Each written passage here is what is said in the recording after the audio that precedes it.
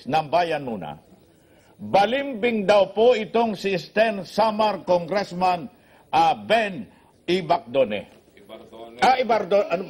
Ibardone, sorry po. Dahil dati anyang malapit ito,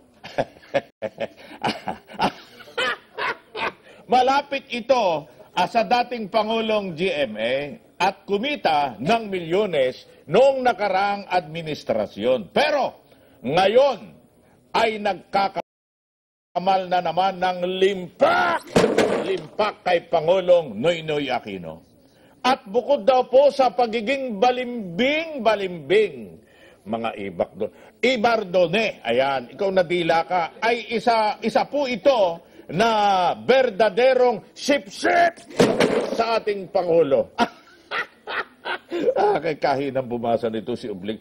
Wala pong pinagkaiba itong si Bardone sa isang buhaya na kung sino ang nagpapalamon ay yun ang kanyang amo.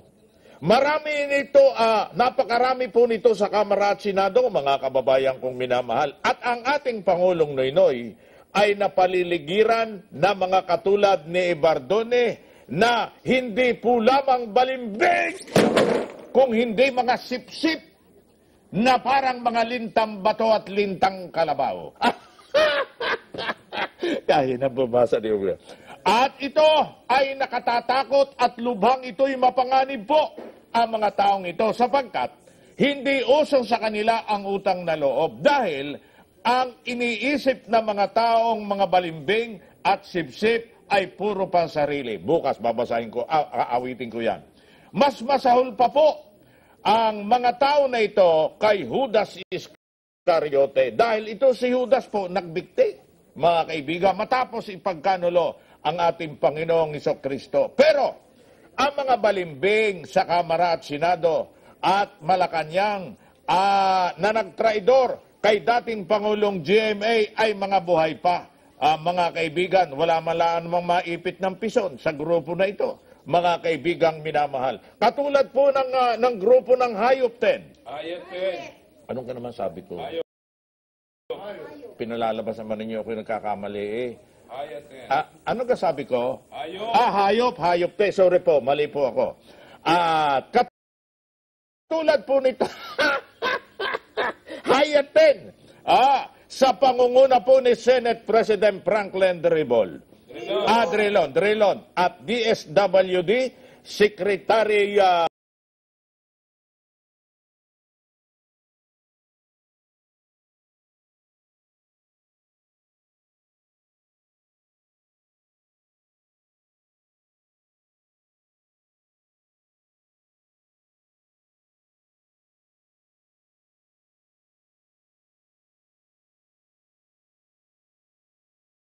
nagkamal ng milyones ng panahon ng dating Pangulong GMA. Hindi ho ako maka-GMA.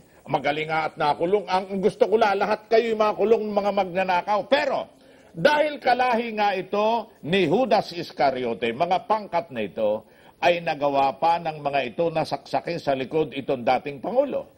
Noong panahon nga mabangong-bango po si GMA sa tao, para kina Drilon, Suliman at Abad, ay wala ng pinakamagaling na presidente kung hindi si GMA. Pero, nang bumaho na ang Arroyo administration dahil sa iba't ibang katiwalian.